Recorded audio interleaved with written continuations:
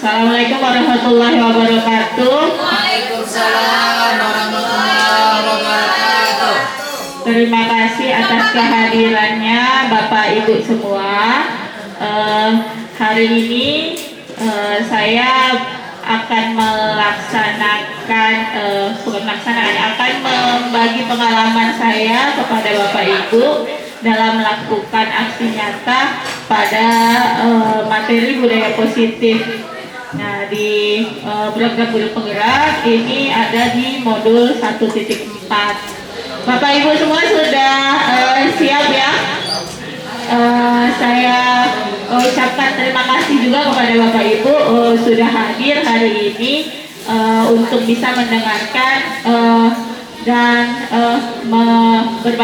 saya berbagi pengalaman mengenai budaya positif ini. Nanti kalau misalnya ada pertanyaan atau Bapak Ibu mau memberikan saran, saya sangat terbuka. Di akhir sesi akan kita adakan sesi tanya jawab. Bisa kita mulai ya Bapak Ibu ya. Oke, terima kasih. Bismillahirrahmanirrahim. Hal-hal yang akan saya sampaikan secara umum ada 6 poin. Yang pertama adalah disiplin positif dan nilai-nilai universal, teori motivasi, hukuman, penghargaan, restitusi, keyakinan kelas, kebutuhan dasar manusia dan dunia berkualitas, restitusi itu saya bagi 2, 5 posisi kontrol dan segitiga restitusi. Nah, sebelumnya Bapak Ibu, saya minta Bapak Ibu kan duduknya berpasangan nih. Nah, coba Bapak Ibu bayangkan Bapak Ibu itu salah satunya nih yang di sebelah kanan itu sedang menggenggam sesuatu yang sangat berharga. Nah, sementara teman Bapak Ibu ini ingin membuka sesuatu yang sangat berharga tersebut. Tugas Bapak Ibu adalah mempertahankan sesuatu yang sangat berharga tersebut karena dia sangat berharga. Jangan sampai lepas, jangan sampai terbuka, nanti bisa lepas, bisa hilang, bisa jatuh atau yang lainnya. Nah, setelah itu temannya yang ada di sebelah bisa mencoba untuk dengan segala cara, mau dibujuk, mau dipaksa, itu untuk bisa membuka genggaman tangan yang berisi hal yang sangat berharga tersebut. Sebentar saja Bapak Ibu coba bujuk dan bujuk temannya dan dipaksa juga boleh gitu. Nah, sementara yang satu lagi tolong pertahankan sesuatu yang sangat berharga tersebut.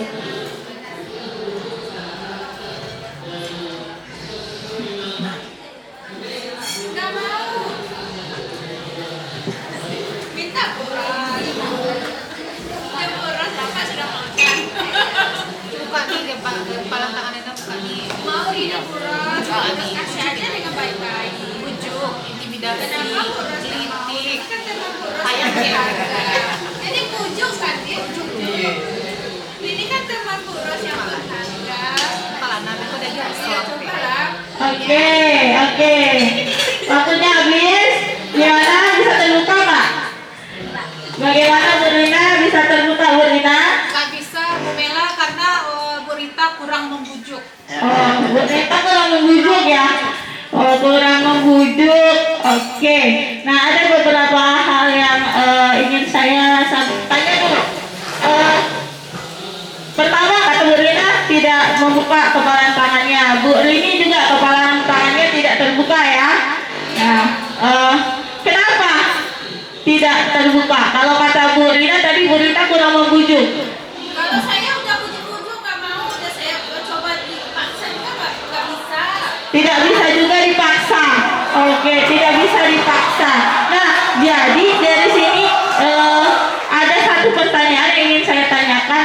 Siapa yang memiliki kontrol terhadap orang yang mengepalkan tangan atau orang lain yang membujuk dan memaksa tadi? Bagaimana? Orang yang punya tangan, yang punya kepala. Yang punya tangan, yang punya kepala, itulah yang punya kontrol terhadap apa yang akan dia lakukan terhadap tangannya.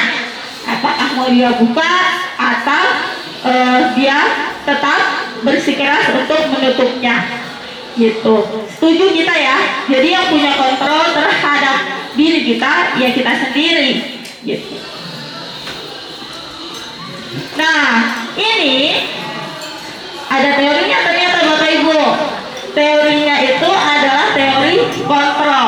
Selama ini kita itu menganggap bahwa kita bisa mengontrol siswa kita. Kalau misalnya kita atur anak-anak kita, mereka itu pasti bisa gitu diatur dan harus nurut gitu. Nah, ini ternyata adalah ilusi gitu. Sebenarnya kita tidak mengontrol anak-anak didik kita gitu. Nah, yang kedua, semua penguatan positif itu efektif dan bermanfaat, itu juga ilusi gitu. Jadi tadi Bu Rina sudah dibujuk-bujuk sama Bu Rita, nggak mau juga kan membuka karena memang itu adalah hal yang sangat berharga. Jadi keyakinan teguh dari Bu Rina itu tidak terpengaruh terhadap bujukan-bujukan gitu. Jadi penguatan positif atau bujukan itu kalau kita anggap itu efektif dan bermanfaat, ternyata itu hanya ilusi gitu. Lalu yang ketiga, ilusi bahwa kritik itu membuat orang merasa bersalah, itu bisa menguatkan karakter. Jadi kalau misalnya kita mengkritik siswa kita atau kita misalnya cobalah nggak kasihan sama orang tua di rumah, bagaimana orang tua sudah membiayai kamu, memfasilitasi kamu, membuat dia merasa bersalah, itu sebenarnya tidak menguatkan karakter anak-anak kita gitu. Dan juga merupakan ilusi bahwa orang dewasa itu berhak untuk memaksa gitu. Apakah karena kita orang dewasa kita bisa memaksa anak-anak didik kita? Mungkin anak-anak didik kita sudah besar gitu ya. Bahkan anak-anak kita di rumah yang masih balita itu tidak bisa kita paksa sebenarnya gitu. Apalagi kalau ibu-ibu ini tahu kan, kalau misalnya di rumah gitu kan, kalau maksa anak bisa jadi anaknya malah ngamuk gitu. Sudah jelas bahwa orang dewasa itu sebenarnya tidak bisa memaksa, meskipun dia lebih dewasa atau lebih tua dibandingkan dengan orang yang ingin dikontrolnya gitu. Jadi ini namanya teori kontrol. Nah, selama ini kita lebih sering mengacu pada teori stimulus respon. Teori stimulus respon itu kalau kita kasih hal-hal yang positif, anak kita akan memberikan respon yang positif juga. Kalau kita kasih hal-hal yang negatif, dia juga akan membalik ke kita gitu. Nah, perbedaan teori kontrol dengan stimulus respon ini, yang pertama, realitas atau kebutuhan itu kalau menurut teori stimulus respon itu katanya sama gitu. Nah, menurut teori kontrol kebutuhan kita itu tidak sama. Kebutuhan kita berbeda. Kebutuhan kita dengan kebutuhan anak didik kita itu nggak sama. Cara pandang kita dengan cara pandang anak didik kita itu tidak sama. Jadi di teori stimulus respon itu kalau semua orang lihat hal yang sama, kalau namanya sekolah itu ya harus belajar biar pintar. Namanya pelajar itu kerjaannya cuma satu, belajar. Nah, kalau kita masih menganggap semua orang berpikir seperti itu, kenyataannya tidak. Setiap orang itu punya gambaran yang berbeda, masing-masing punya cara pandangnya tersendiri.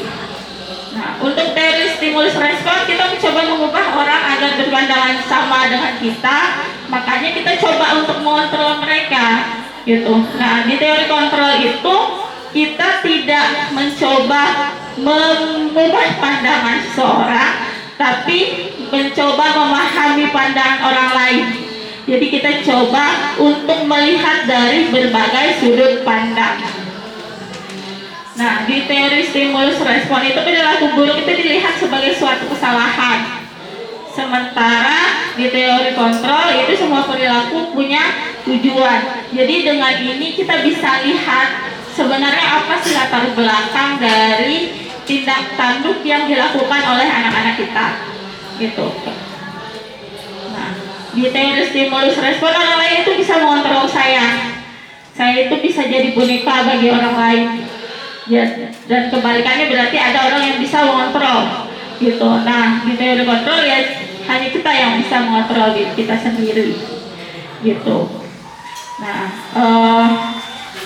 kita lanjutkan. Pemaksaan ada pada saat bujukan gagal. Jadi kalau misalnya kita bujuk-bujuk anak kita dengan baik-baik gitu kan, nah itu ternyata tidak berhasil, itu pakai jalan kekerasan lagi.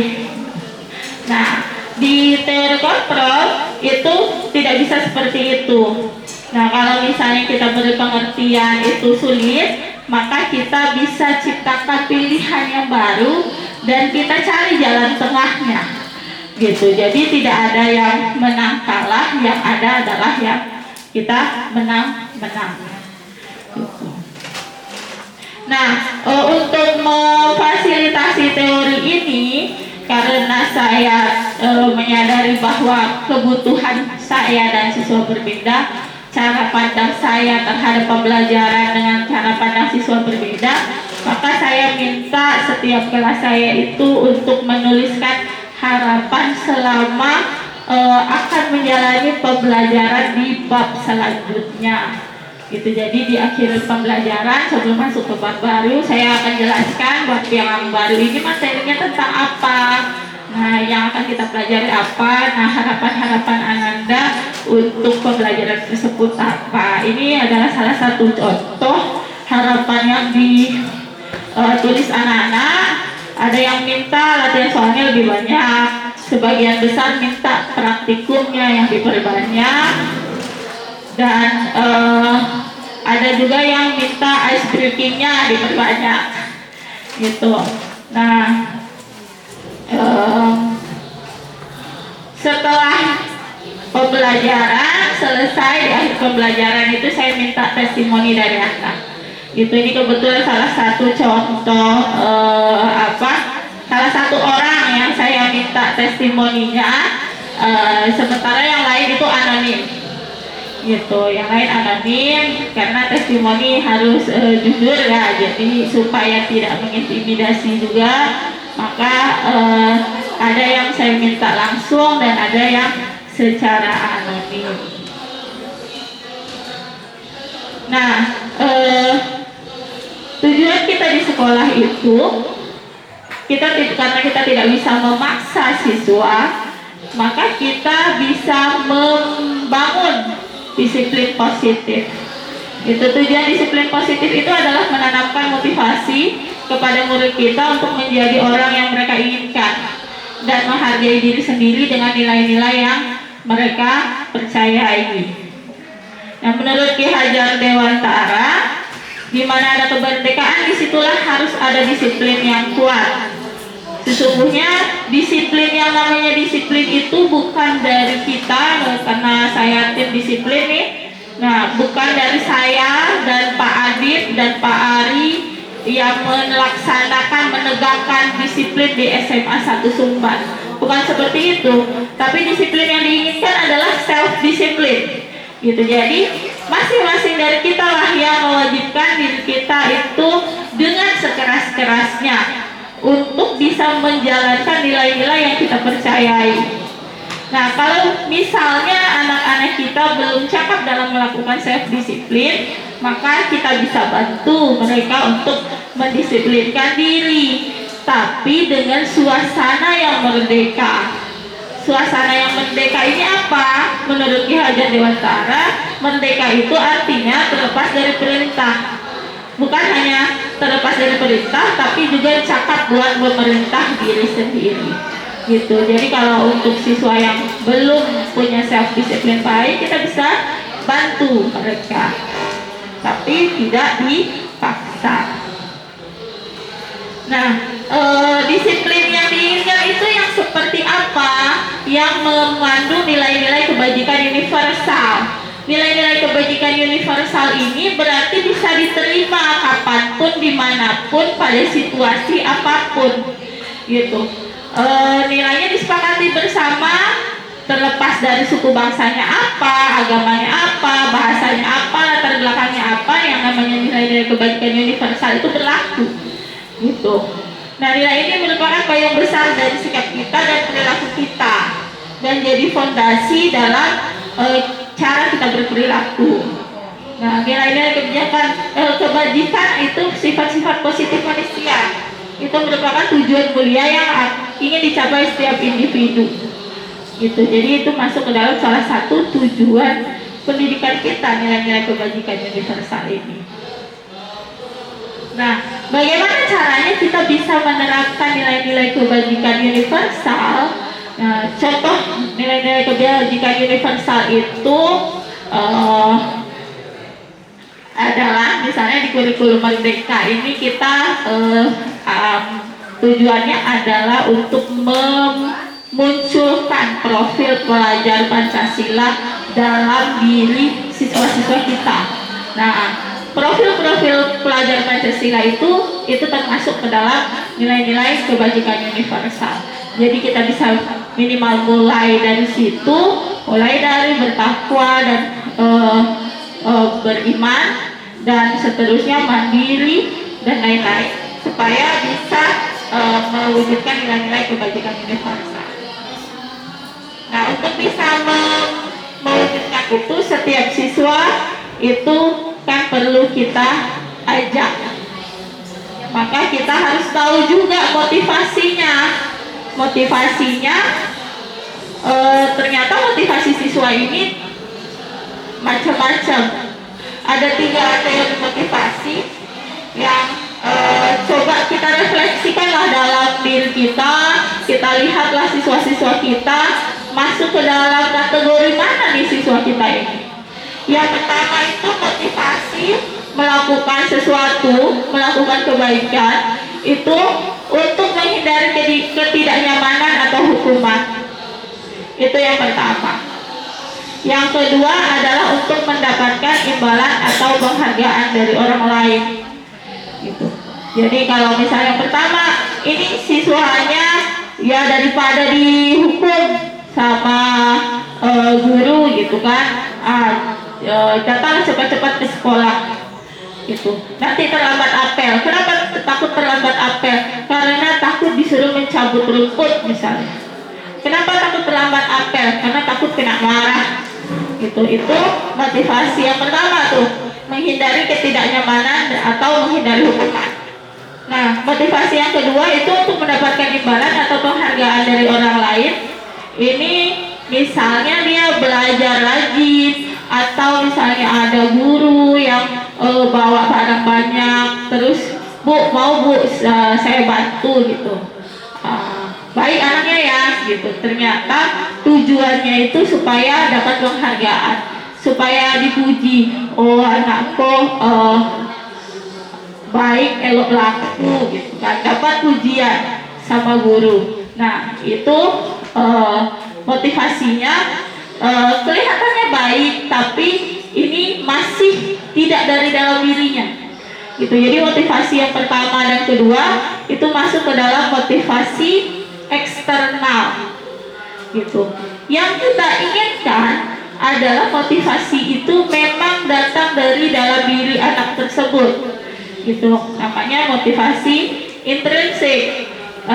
Itu untuk menjadi orang yang mereka inginkan dan menghargai diri sendiri dengan nilai-nilai yang mereka percaya. Itu adalah motivasi yang ketiga. Ini adalah tujuan kita. Jadi mau apapun yang terjadi di luar sana, apakah dia akan dapat hukuman, ataukah dia nanti tidak akan dapat pujian, ataukah dapat pujian, hal yang dilakukannya tetap sama. Gitu. Jadi kenapa kamu datang pagi ke sekolah? Iya Bu, karena saya tidak mau terlambat. Kenapa nggak mau terlambat? Karena kalau terlambat saya rugi. Saya jadi ketinggalan pelajaran. Itu dia dengan sadar sendiri dan tidak perlu diiming-imingi atau diancam. Nah, itu adalah motivasi yang kita inginkan.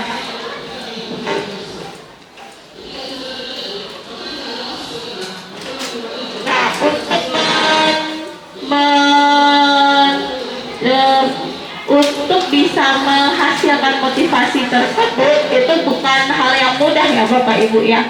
Jadi memang perjalanan yang panjang dan perlu konsistensi.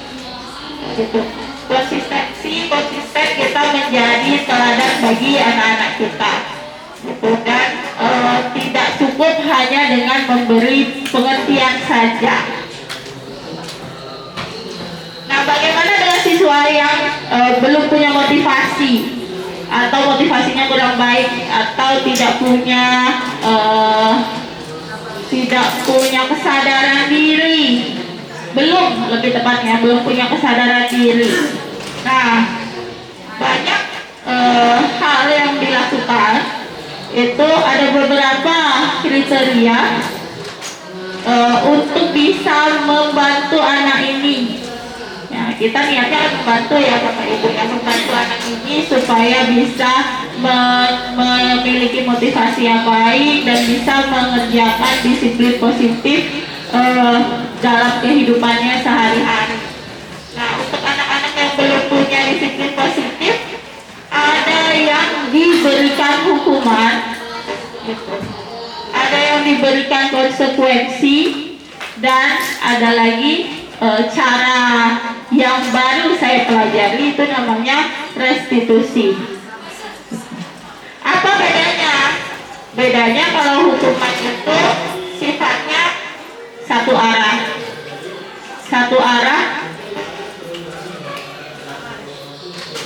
bersifat satu arah itu dari guru ke murid. Contohnya, misalnya ada siswa yang tidak pakai sepatu ke kelas. Dia kemana-mana pakai sendal. Nah, tanpa ditanya dulu, Nanda kenapa pakai sendal?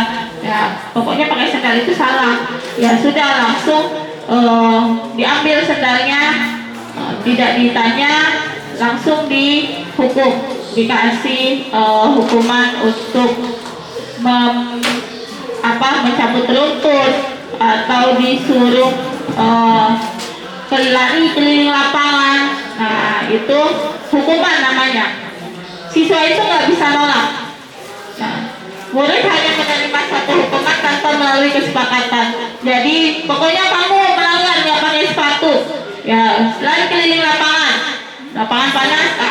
Ya rasakanlah sendiri kenapa tidak pakai sepatu. Gitu.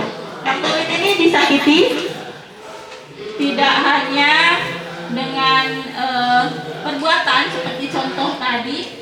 Kalau contoh tadi disuruh lari keliling lapangan yang panas, bisa juga disakiti dengan kata-kata. Misalnya, kenapa nilai kamu jelek? Kamu malas sih.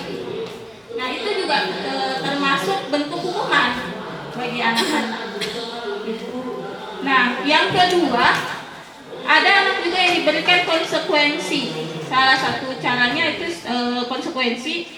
Kalau bedanya konsekuensi dengan hukuman ini, kalau konsekuensi itu sudah berencana atau sudah disepakati. Nah, sebelum saya mempelajari modul ini di guru penggerak, itu saya menerapkan ini.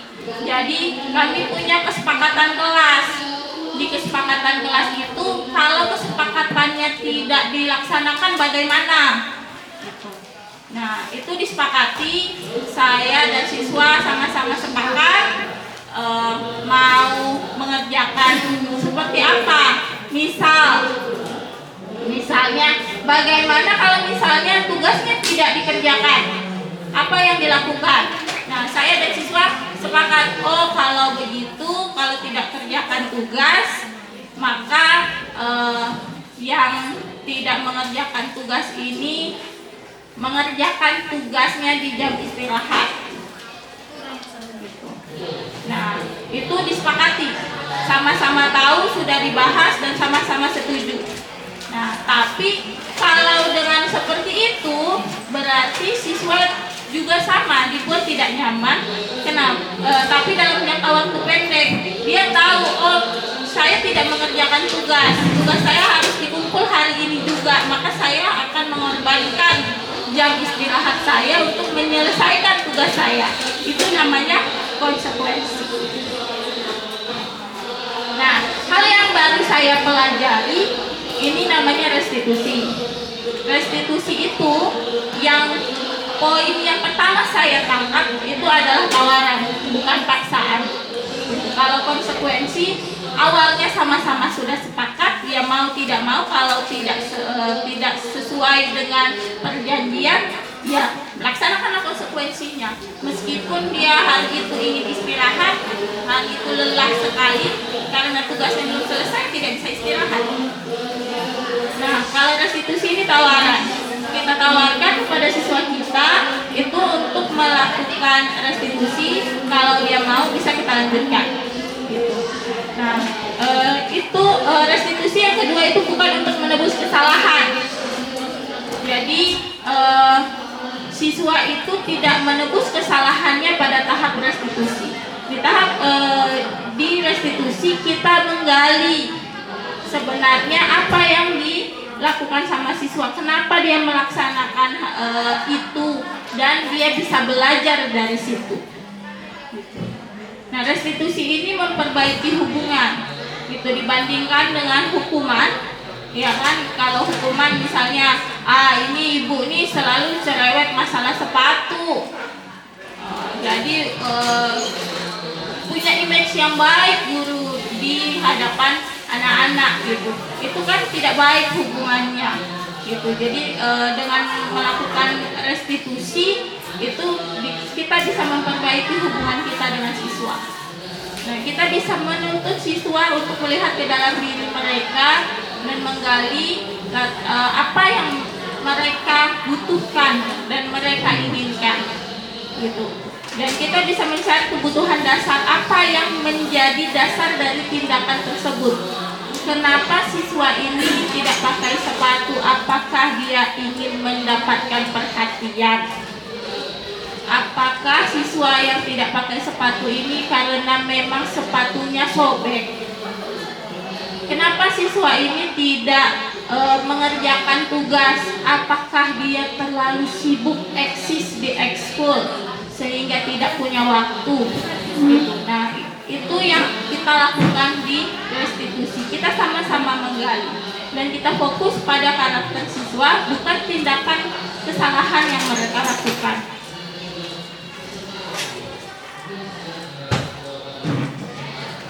Nah, untuk bisa melaksanakan disiplin positif tersebut, kita membuat keyakinan kelas. Perbedaannya keyakinan kelas dengan kesepakatan kelas yang saya lakukan sebelumnya. Kalau kesepakatan kelas itu ya ada meskipun kita sama-sama sepakat, tapi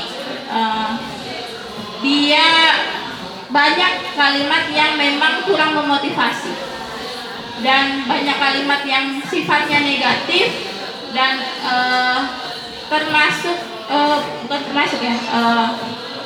jadi sangat mengekang sifatnya, gitu. Nah, sementara keyakinan kelas ini kita gunakan itu supaya bisa memotivasi siswa-siswa kita dari dalam. Seseorang akan lebih tergerak dan bersemangat untuk menjalankan keyakinannya daripada hanya sekedar mengikuti serangkaian peraturan tertulis tanpa makna. Misal nih Bapak Ibu kan banyak yang bawa kendaraan roda 2. Nah, apakah Bapak Ibu pakai helm atau tidak ketika mengendarai sepeda motor? Alhamdulillah. Kenapa pakai, Pak Indra? Karena takut nanti ada razia. Kalau Pak Indra takut karena ada razia. Oke, kita simpan itu satu. Ada lagi? Silakan Bu Desi. Keselamatan si pengendara. Untuk jatuh, kepalanya aman. Terima kasih banyak Ibu Desi. Nah, kalau Pak Indra takut ada razia, kalau Bu Desi katanya untuk keselamatan pengendara, untuk keselamatan dirinya sendiri. Jadi kalau misalnya ya amit-amit ya jatuh gitu kan, atau ada kecelakaan atau ada hal yang tidak terduga, kepalanya aman. Nah, menurut Bapak Ibu, manakah yang diterapkan oleh Pak Indra dan Bu Desi ini yang merupakan keyakinan? Yang Bu Desi. Yang Bu Desi berarti mengakui ya Pak Indra ya, kalau Bu Desi ini memiliki keyakinan yang baik dalam berkendara. Sementara kalau Pak Indra memang taat peraturan. Taat peraturan. Dan yakin insya Allah tidak jatuh. Dan yakin insya Allah tidak jatuh. Ya, taat peraturan, yakin insya Allah tidak jatuh. Tapi motivasinya karena supaya tidak ditangkap saat razia. Jadi sama-sama taat peraturan dan sama-sama kalau ada razia tidak akan ditangkap, dan sama-sama kalau misalnya terjadi kecelakaan insya Allah kepalanya aman. Tapi bedanya kalau yang satu itu motivasinya eksternal. Jadi kalau misalnya yang motivasi eksternal takut ada razia, bisa jadi saat tengah malam tidak ada polisi kan? Nah, bisa jadi ya udahlah tidak usah pakai helm, polisi tidak ada. Nah, bagi orang yang yakin mau kapanpun dia akan tetap menjalankan keyakinannya tersebut. Nah, ini diskusi kami di kelas untuk menyusun keyakinan kelas kami. Nah, di sini banyak ketawa-ketawa ya anak-anak gitu. Nah, dari diskusi itu kami menyusun keyakinan kelas. Ciri-cirinya yang pertama itu menggunakan kalimat positif. Kita pakai kalimat yang positif supaya bisa lebih meresap dalam jiwa kita ya, dan anak-anak didik kita. Disusun dan disepakati bersama dengan siswa kita menggunakan nilai kebajikan yang universal, singkat, padat, dan jelas. Nah, ini keyakinan kelas kimia fase F. Jadi yang pertama belajar dengan senang. Itu jadi anak-anak inginnya belajarnya tuh senang, pengennya happy Bu. Jadi kita yakin kita belajar itu dengan senang, tidak tertekan ya. Saya harap bisa berjalan dengan baik. Yang kedua saling menghargai antar sesama siswa, antara siswa dengan guru juga saling menghargai. Yang ketiga jujur dalam tindakan. Jadi kalau misalnya kita ada kendala atau apa, kita bisa minta siswa itu jujur sama kita. Kenapa Nanda hari ini terlambat? Gitu. Iya Bu, tadi dipanggil. Jadi ada kasus kemarin, ada satu anak yang terlambat 30 menit, lebih dari 30 menit masuk ke kelas. Tidak ada satupun kawannya yang tahu apa masalah dari temannya ini, kenapa dia tidak ada. Ternyata setelah ditanya, saya habis dipanggil ke ruang kepala sekolah Bu. Gitu. Jadi jujur dalam tindakan. Saya pun seperti itu kepada anak-anak. Jadi kalau misalnya saya terlambat masuk kelas atau ada saya terlambat membagikan lembar tugas, nah itu kita jelaskan alasannya apa, kita jelaskan apa kendala yang kita alami. Saya biasakan seperti itu kepada anak-anak supaya mereka dari hal-hal kecil gitu ya bisa berlaku jujur dan mudah-mudahan bisa sampai ke hal-hal yang lebih besar gitu. Yang keempat, bertanggung jawab gitu. Jadi kami sepakat untuk saling bertanggung jawab terhadap tugas masing-masing gitu, dan juga bisa saling mengingatkan gitu. Di saling mengingatkan ini masuk ke poin jujur dalam tindakan tadi. Nah, ini contohnya. Jadi kalau praktikum itu ada peralatan yang dimiliki oleh didapatkan oleh setiap kelompok, dan ada juga alat yang memang hanya ada satu, jadi harus bergiliran. Nah, ini neraca yang disediakan cuma satu, jadi kelompoknya yang di sini yang ada di depan ini 2 kelompok nih.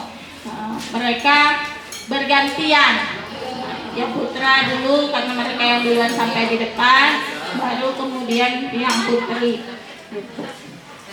Nah, ini menerapkan keyakinan saling menghargai. Nah, di sini juga ada yang melakukan presentasi gitu. Nah, ada salah satu perwakilan kelompok yang mempresentasikan hasil praktikumnya. Nah, semua siswa itu saling menghargai, mendengarkan apa yang disampaikan oleh temannya. Nah, keyakinan itu, untuk bisa menjalankan keyakinan kita harus tahu apa saja kebutuhan dasar manusia. Kebutuhan dasar manusia ini ada 5. Ada 5 Bapak Ibu. Yang pertama adalah bertahan hidup. Ini kebutuhan fisik ya, yang paling utama dan yang pertama pasti akan dipenuhi terlebih dahulu oleh kita, baru kita memenuhi kebutuhan yang lain gitu. Jadi tadi pada tahap restitusi kan saya katakan kalau misalnya kita menggali apa sih kebutuhan yang mereka perlu difasilitasi, kenapa bisa sampai tidak menerapkan disiplin yang positif gitu. Nah, inilah 5 kebutuhan dasar yang perlu kita penuhi. Kita itu perlu memenuhi ke-5-5-nya. Tapi yang pertama perlu kita penuhi yang di tengah dulu, yaitu bertahan hidup, karena berhubungan dengan fisik kita ya. Lalu yang kedua, kasih sayang dan rasa diterima. Kasih sayang dan rasa diterima, mungkin kita sering lihat ya anak-anak kita di sini, orang tuanya berkecukupan, uang jajannya banyak, sehari bisa ratusan ribu gitu. Tapi kalau pas giliran waktunya pulang ke rumah, hari pulang ke rumah itu memilih tinggal di asrama. Padahal sekarang hari kita pulang ke rumah itu cukup lama kan, nggak cuma 2 hari gitu, bisa 3 hari, 4 hari. Tapi nggak mau pulang, padahal sudah berbulan-bulan tidak pulang, nggak mau pulang. Di asrama aja Bu. Atau ada yang malah menginap di rumah temannya gitu. Padahal ini kan kesempatan untuk bisa bertemu lebih lama dengan orang tua gitu. Nah, ternyata anak kita ini kekurangan kasih sayang, kurang meskipun uang jajannya banyak gitu, tapi dia tidak merasakan itu di rumah.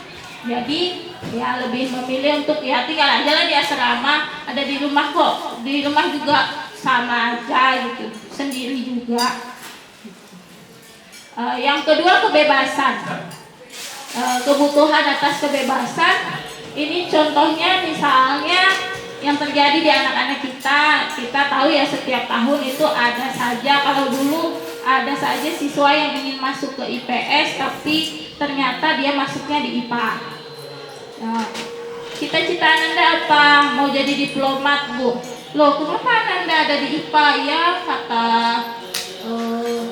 saudara-saudara, kata mama, kalau di IPA itu bisa ambil jurusan yang lain, pilihannya banyak Bu. yakin itu benar kata mamanya. Iya bu. Ternyata ditelusuri lebih lanjut, orang tuanya berharap dia masuk ke kedokteran gitu. Jadi siswa kita ini tidak punya kebebasan gitu. Lalu ada juga kebutuhan kesenangan. Ada juga kebutuhan kesenangan. Contohnya misalnya ada siswa kita yang memang hobinya main-main gitu kan. Pas lagi belajar, ketika belajar itu banyak bercanda gitu. Nah, mereka anak-anak ini butuh kesenangan yang mungkin hal yang menurut dia menarik gitu. Dia kekurangan hal yang menurutnya menarik, yang menurutnya terasa senang, jadi dia lakukan tidak pada tempatnya misalnya. Lalu terakhir ada kebutuhan penguasaan. Kebutuhan penguasaan ini biasanya terjadi pada anak yang bully, itu yang membuli orang lain. Gitu. Dia butuh diakui bahwa dia lebih dibandingkan dengan temannya yang lain. Gitu. Alhamdulillah kasus bully di sekolah kita tidak terlalu banyak, tapi bukan berarti tidak ada ya Bapak Ibu ya. Gitu. Jadi saya pernah juga bertanya pada kepada siswa kebetulan kelas saya yang membuli temannya gitu. Kenapa kamu lakukan itu? Dan setelah ditelusuri lebih lanjut, memang di siswa ini merasa ketika masuk ke SMA 1 Sumbar, ternyata saya bukan apa-apa bu. Itu kalimat pertama yang dia lakukan, yang dia katakan gitu. Jadi dari setelah sekian lama saya gali, itu kalimat intinya ada di situ. Ketika masuk SMA 1 Sumbar, ternyata saya bukan apa-apa. Dan siswa ini ternyata punya kebutuhan penguasaan yang sangat besar, tapi keliru dalam pengaplikasiannya. Nah, untuk bisa membantu mengatasi siswa yang tidak bisa melaksanakan disiplin positif, yang keliru dalam melaksanakan tindakannya, itu kita punya posisi untuk mengontrol siswa tersebut supaya dia bisa kembali lagi menjadi siswa yang punya karakter baik. Itu yang kita inginkan. Siswa yang punya karakter baik, yang menerapkan disiplin positif dalam kesehariannya, dalam hidupnya. Nah, posisi kontrol ini ada 5 jenis, ada 5 macam. Yang pertama adalah posisi penghukum. Posisi penghukum ini dia menggunakan hukuman fisik maupun verbal. Tadi ciri-ciri yang dilakukannya itu sudah disampaikan, ya dia melaksanakan hukuman tadi. Gitu. Jadi biasanya siswa guru ini akan mengatakan ya kamu salah, atau kenapa tidak bagus nilainya, ya kamu malas. Nah, itu posisi penghukum. Gitu. Hukumannya bisa berupa fisik, bisa berupa verbal. Kalau tadi contohnya yang verbal, yang fisik misalnya contohnya tadi siswa yang tidak pakai sepatu ke sekolah itu di lapangan panas-panas disuruh lari keliling lapangan. Itu yang penghukum. Lalu posisi kontrol yang kedua adalah pembuat rasa bersalah. Nah, guru yang membuat rasa bersalah ini menggunakan keheningan yang membuat orang lain merasa tidak nyaman, bersalah atau rendah diri. Biasanya kalau kita jadi posisi pembuat rasa bersalah ini, yang kita lakukan itu kita ajak anaknya bicara, terus habis itu kita minta mereka bayangkan orang tuanya gitu. Ananda gak kasihan sama ayahnya, udah capek-capek menyekolahkan ke sini. Ananda gak kasihan sama mama yang rela jauh dari anaknya anaknya supaya anaknya dapat yang terbaik. Ananda nggak kasihan sama adiknya, atau Ananda nggak kasihan sama ibu. Ibu udah capek nih ngajar dari pagi sampai sore, menemani Ananda juga sore ekskul atau menemani kegiatan, tapi kenapa malah kabur? Nah, intinya guru pembuat rasa bersalah ini memunculkan rasa bersalah murid, sehingga murid ini merasa ya saya merasa tidak enak gitu, merasa tidak enak, tidak nyaman, sehingga dia bisa akhirnya melakukan tindakan disiplin positif yang diinginkan. Yang ketiga, posisi kontrol sebagai teman. Nah, kalau posisi kontrol sebagai teman ini ke siswa ini lebih asik orangnya. Itu berusaha mengontrol murid itu melalui persuasi, lebih asik gitu kan, sambil ngobrol, sambil bercanda-bercanda, terus ya tidak terlalu jauh gapnya dengan siswa gitu. Jadi menganggap siswa itu bisa menganggap guru tersebut itu sebagai temannya, bahkan bisa curhat dan segala macam gitu. Nah, ini posisi kontrol sebagai teman. Positifnya kita bisa dekat dengan anak gitu. Nah, kekurangannya adalah kalau posisi kontrol teman ini ketika misalnya ekspektasi siswa itu terhadap guru tersebut itu tidak tercapai, maka siswa itu bisa sangat kecewa sekali gitu. Yang keempat itu posisi kontrol sebagai pemantau. Nah, posisi kontrol sebagai pemantau ini pokoknya berpegang teguh pada aturan dan konsekuensinya apa gitu. Misalnya, Ananda kenapa terlambat hari ini? Iya Bu, saya begini, saya telat bangun tadi, atau semalam ada kegiatan di asrama. Nah, Ananda tahu kan kalau misalnya terlambat konsekuensinya apa? Iya Bu. Nah, silakan laksanakan konsekuensi Ananda.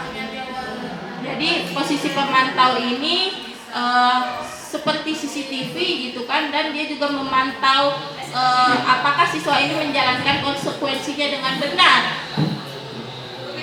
Ya, kalau saya mengibaratkan posisi pemantau ini sebagai CCTV Bapak Ibu gitu, dan memastikan juga bahwa konsekuensi yang perlu diterima oleh siswa tersebut memang terlaksana. Ini guru posisi pemantau. Nah, yang terakhir ini yang paling baik di antara kelimanya itu adalah posisi manajer. Posisi manajer ini adalah kombinasi guru dengan posisi manajer ini bisa tahu dia kapan dia bisa jadi teman, dan tahu dia kapan dia bisa jadi pemantau, dan dia bisa kombinasikan hal tersebut gitu. Nah, guru posisi manajer ini berbuat sesuatu bersama murid, mempersilahkan murid itu mempertanggungjawabkan perilakunya dan mendukung murid itu supaya dapat menemukan solusi. Nah, kalau kita refleksikan diri kita, Bapak Ibu, ada di posisi mana nih kita seringnya? Kita mungkin tidak terus-menerus di posisi tersebut gitu kan. Seperti saya misalnya, kalau saya refleksikan diri saya sering berada di posisi pertama dan keempat, penghukum dan pemantau gitu. Kadang tanpa babi bu, langsung aja lah kamu salah gitu. Nah, kadang saya tanya dulu, cari tahu, tapi tahu kan Ananda konsekuensinya apa, laksanakanlah gitu. Nah, sekarang posisi manajer lah yang sebenarnya yang ideal yang bisa kita lakukan. Tapi mungkin ada situasi dan kondisi yang memang kita perlu jadi salah satu posisi yang lain gitu. Mungkin ada satu kondisi yang kita perlu jadi penghukum, mungkin untuk anak tertentu atau untuk situasi tertentu gitu. Jadi bukan berarti keempat posisinya yang lain itu tidak bagus sama sekali, tapi memang yang paling baik adalah yang posisi manajer. Nah, terakhir untuk bisa melaksanakan apa sih yang dilakukan oleh guru dengan posisi manajer, itu yang dilakukan adalah restitusi tadi. Tahapannya apa? Nah, restitusi ini adalah proses menciptakan kondisi bagi murid untuk memperbaiki kesalahan mereka sehingga mereka dapat kembali pada kelompok mereka dengan karakter yang lebih kuat. Jadi kita gali apa yang jadi latar belakang kesalahannya. Nah, setelah itu mereka bisa jadi karakter yang lebih baik lagi. Tahapannya ada 3. Yang pertama adalah menstabilkan identitas. Yang kedua, validasi tindakannya salah. Yang ketiga, menanyakan keyakinan. Gitu. Nah, di mana letak segitiganya? Nah, ini adalah bentuk segitiganya.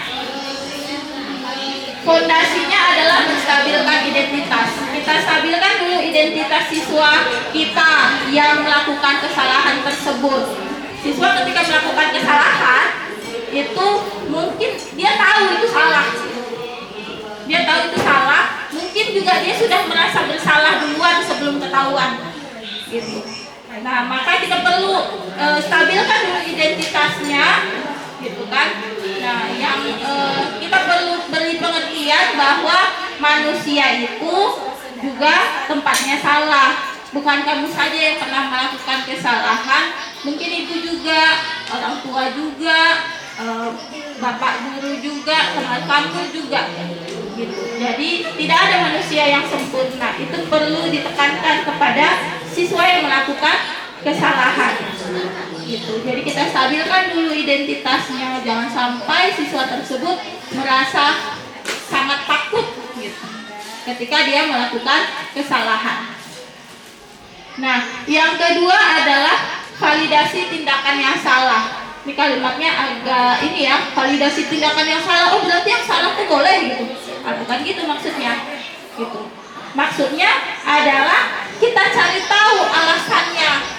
Apa alasan siswa tersebut melakukan hal yang kesalahan yang dilakukan? Cari tahu latar belakangnya sehingga dia memutuskan untuk melakukan kesalahan tersebut. Setelah itu kita mencoba untuk pahami, oh ternyata itu latar belakangnya kamu melakukan itu. Oh ternyata memang seperti itu yang masuk akal kalau kamu ternyata melakukan kesalahan.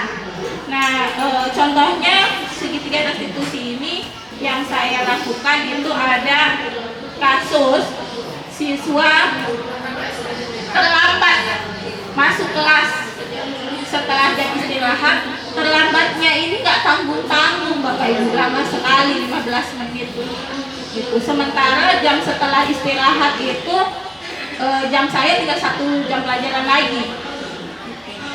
Nah, setelah dicari tahu kenapa dia terlambat, ternyata anak kita ini pergi ke asrama putra yang jauh sekali itu.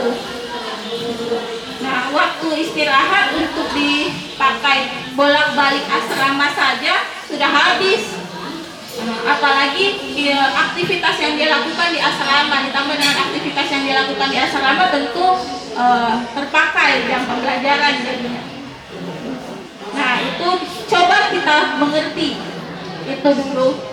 Lalu terakhir, garis yang terakhir itu adalah menanyakan keyakinan. Menanyakan keyakinan itu kita kembalikan lagi kepada keyakinan yang sudah kita sepakati. Kita kembalikan lagi pada keyakinannya Ananda ingin kita sama-sama bertanggung jawab terhadap tugas masing-masing. Nah, apakah terlambat itu bertanggung jawab atau tidak? Gitu. Nah, setelah itu kita minta siswa kita untuk mencari solusinya sendiri. Kita bantu kan? Kita bantu mereka untuk mencari solusi dari masalah yang sudah terjadi, dari kesalahan yang sudah dia lakukan. Nah, pada kejadian ini itu akhirnya kami sepakat, siswa tersebut akhirnya paham bahwa kalau dia pergi ke asrama itu karena dapat kiriman makanan dari orang tuanya, dan makanannya dia simpan di lemari di asrama. Jadi pagi itu nggak dia bawa ke sekolah, pagi tidak dia bawa ke sekolah. Jadi pas jam istirahat, daripada jajan di kantin, mendingan makan makanan yang sudah dikirim orang tua. Maka pergilah ke asrama, makan di sana, diajak pulang kawannya gitu.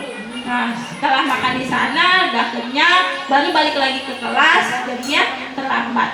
Jadi solusi yang dimiliki oleh siswa tersebut adalah, maka untuk selanjutnya kalau punya makanan yang ada di asrama itu dibawa ke sekolah, jadi di jam istirahat tidak perlu kembali lagi ke asrama.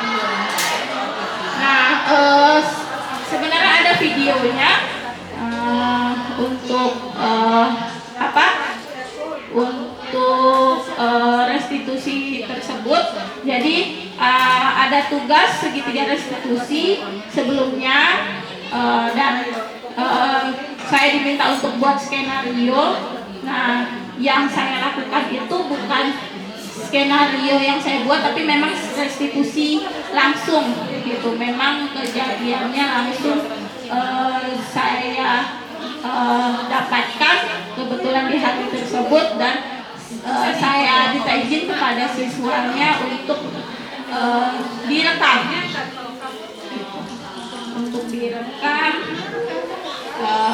nah ini di sini videonya Bapak Ibu bisa saksikan tahapan restitusi yang saya lakukan.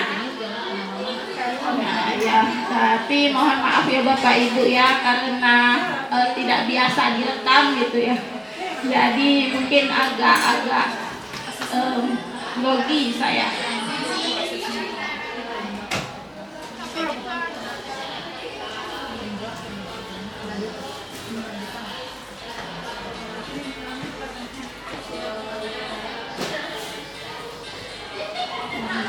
Bisa di full kamera?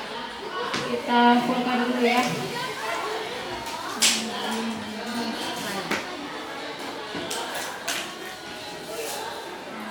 Oh, harus dari awal ya kalau tuh ya.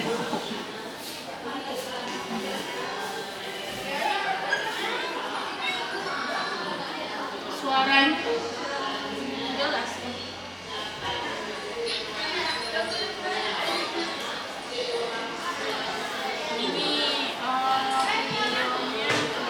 Ini Bapak Ibu ya, ada di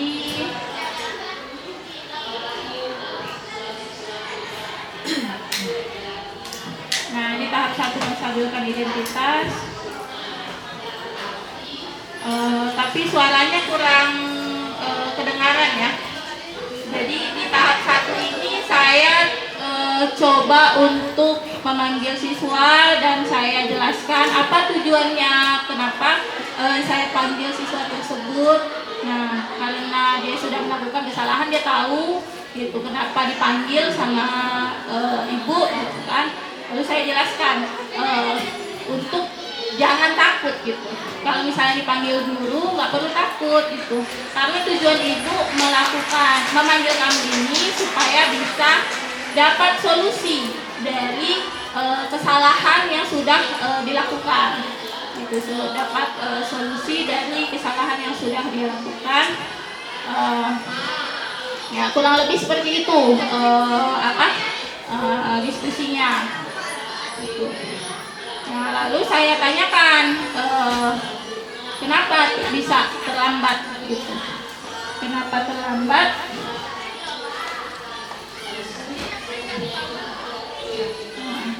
Jadi setelah dijawab terlambat karena makan di asrama gitu. Lalu dilakukanlah tahap yang kedua, validasi tindakan yang salah. Ya waktu istirahat kita cuma sebentar gitu kan, jalan pergi ke asrama putra yang ada di belakang kompleks sekolah itu memakan waktu, lalu balik lagi ke sini memakan waktu. selama di asrama ada kegiatan yang juga memakan waktu, maka wajar saja lah kalau misalnya Ananda terlambat.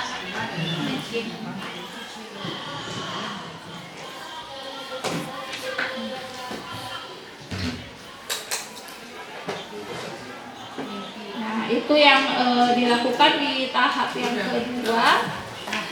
Sampai ke remedia. Lalu di yang tahap ketiga ini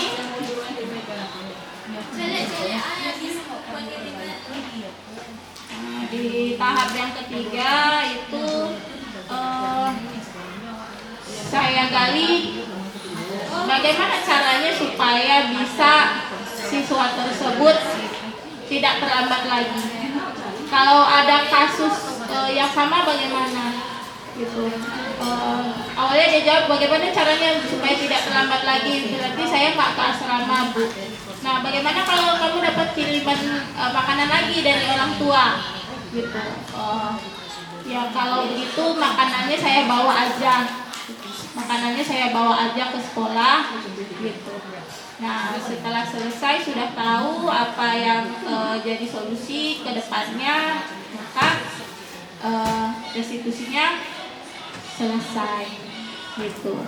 Nah, sampai di sini saja pemaparan dari saya Bapak Ibu. Terima kasih banyak atas atensinya.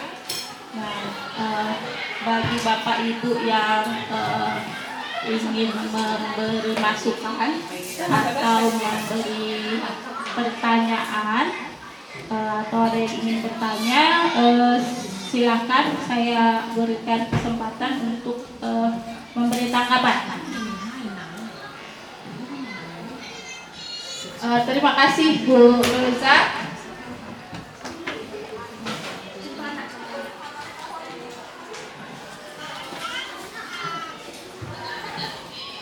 Terima kasih. Assalamualaikum warahmatullahi wabarakatuh. Waalaikumsalam warahmatullahi wabarakatuh. Boleh dibalik lagi slide-nya Bu Mela. Yang ini atau Yang restitusi.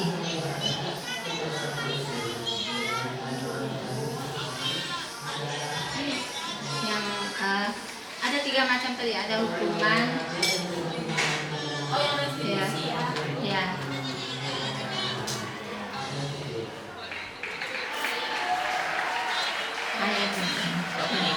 Baik Bu Mela, kan ada 3 macam itu, ada hukuman, ada konsekuensi, ada restitusi. Nah, bagaimana cara saya untuk bisa merubah karakter saya yang agak susah untuk kalau marah tuh ya betul-betul kelihatan saya enggak lagi enak ya, mengendalikan emosi saya gitu. Terus kan kalau di restitusi itu kan kita memberikan tawaran pada siswa.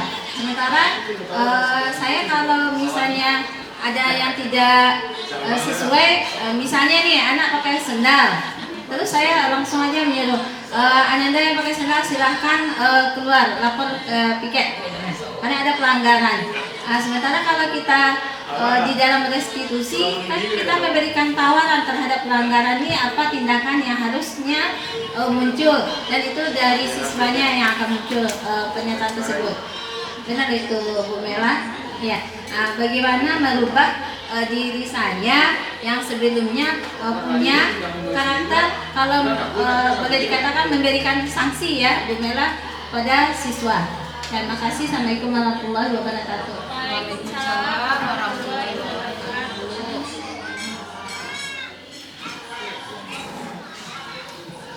Oke, terima kasih banyak atas tanggapan dan pertanyaannya Bu Roza.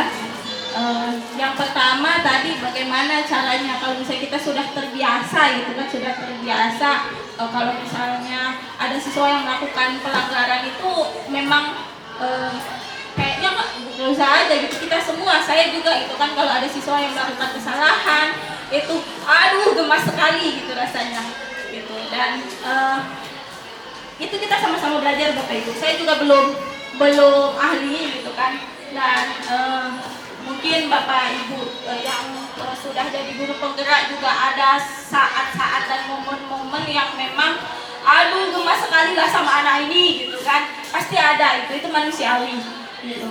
Manusiawi, jadi itu perlu kita latih, tidak bisa instan Bu Roza gitu.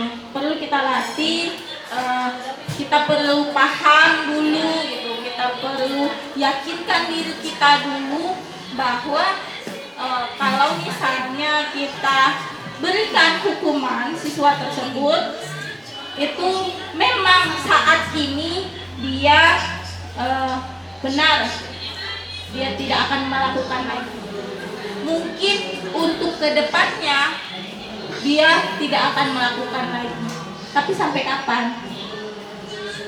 Mungkin cuma sampai kelas 12 saja, saat masih ketemu kita di sini. Nah, itu yang perlu sama-sama kita pikirkan, sama-sama kita tanamkan dalam diri kita, bahwa kalau misalnya kita memberikan hukuman atau mungkin konsekuensi gitu kan, dia akan terasa langsung memang, mungkin hari ini atau besok langsung berubah gitu, tapi motivasinya tidak dari dalam diri siswa tersebut, motivasinya masih dari kita nih, eksternal, takut dihukum gitu, atau takut kena marah gitu. Nah, ketika yang menghukum itu tidak ada lagi, atau kalau misalnya dia kita apresiasi kata sangat baik sekali gitu, ketika yang mengapresiasi itu tidak ada lagi, maka dia akan kembali lagi dia dengan perilaku yang tidak baik tersebut. Jadi memang untuk melakukan itu bukan hal yang mudah,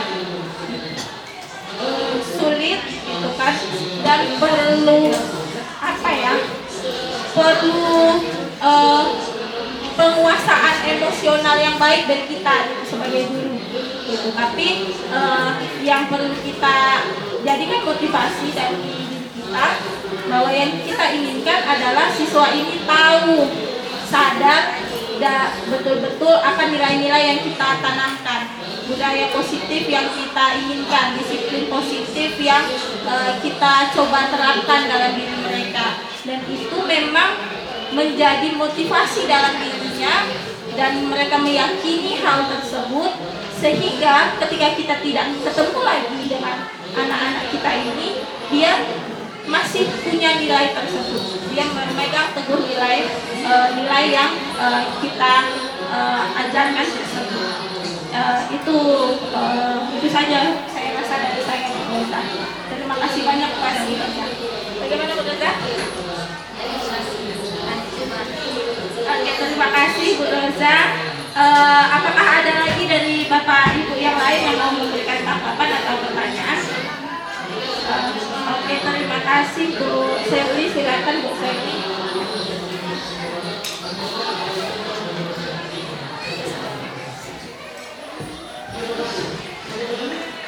Assalamualaikum warahmatullahi wabarakatuh. Terima kasih atas kesempatannya Ibu Mela. Yang ingin saya tanyakan di sini adalah ini kan restitusi ya Bu Mela ya. Jadi saya pernah melakukan restitusi ini, tapi kendalanya adalah butuh waktu yang sampai sekarang belum terlihat hasilnya yang secara maksimal, gitu ya Bu Mela ya. Jadi motivasi ekstrinsiknya itu belum muncul, benar-benar muncul seperti yang kita inginkan. Bagaimana menurut Ibu Mela solusinya? Terima kasih.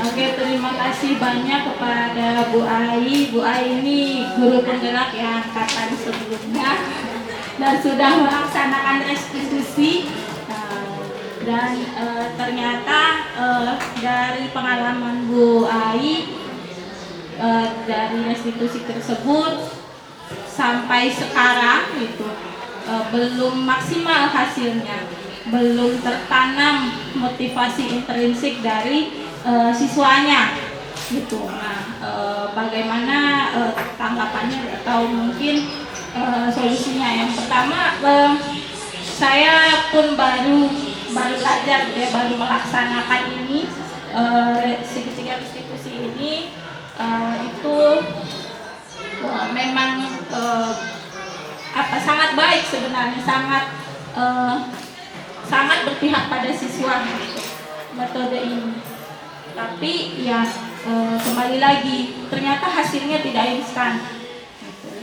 Mungkin setelah 1 tahun belum juga muncul itu motivasi intrinsiknya gitu.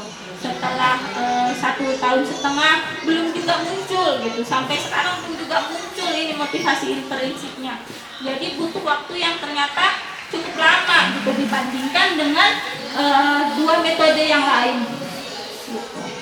Nah, yang bisa saya sampaikan adalah yang pertama, untuk melaksanakan ini itu tidak bisa 1-2 orang guru saja, tidak bisa 5 guru penggerak saja gitu, ditambah 2 CGP saja, nggak bisa gitu. Untuk melaksanakan budaya positif yang memang membudaya, benar-benar membudaya di sekolah, itu butuh peran dari semua pihak, tidak cuma guru saja, tenaga kependidikan, TU, laboran, semua, satpam, pembina asrama, itu seluruh warga sekolah itu harus berperan dalam penerapan budaya positif ini, supaya nanti siswa kita itu benar-benar merasa itu memang jadi keyakinan dalam diri mereka, itu memang jadi jati diri, itu memang nilai-nilai yang memang harus dan patut diperjuangkan dan dilakukan gitu. Jadi mungkin kita sama-sama ya Bapak Ibu ya, kita sama-sama untuk kita telaah lagi gitu, apa sih budaya yang kita inginkan itu terlaksana di SMA 1 Sumatera Barat. SMA 1 Sumatera Barat ini ciri khasnya apa sih? Kita kan punya punya moto, prestasi itu penting, karakter yang utama. Nah, itu perlu kita telisik lagi, itu perlu kita perdalam lagi. Jadi kita ingin karakternya apa yang dimiliki sama anak-anak kita, karakter seperti apa yang utama yang kita inginkan itu, dan kita semua benar-benar berjuang untuk itu, benar-benar melaksanakan hal tersebut, benar-benar jadi teladan untuk disiplin-disiplin tersebut. Dan satu lagi yang tidak kalah penting adalah konsisten. Itu saya sangat mengapresiasi luar biasa kepada Bapak Ibu guru yang sebelumnya sudah mengikuti program ini, sudah jadi guru penggerak gitu, sudah menjadi motor gitu kan. Nah, mungkin kita perlu sepertinya 5 orang guru penggerak itu belum cukup, memang ditambah 2 CGP belum cukup, perlu kita semua gitu. Itu tanggapan dari saya. Bagaimana Bu Seri? Terima kasih banyak atas pertanyaannya Bu Seri. Ada lagi Bapak Ibu? Oke, kalau tidak ada, saya ucapkan terima kasih kepada Bapak Ibu semua yang sudah meluangkan waktunya di sela-sela kesibukan kita untuk bisa menyimak dan menyimak saya yang memaparkan mengenai budaya positif. Mudah-mudahan kedepannya kita bisa menjalankan nilai-nilai dan budaya positif yang kita percayai dan kita amini secara bersama. Terima kasih. Terima kasih banyak Bapak Ibu semua. Assalamualaikum warahmatullahi wabarakatuh. Waalaikumsalam.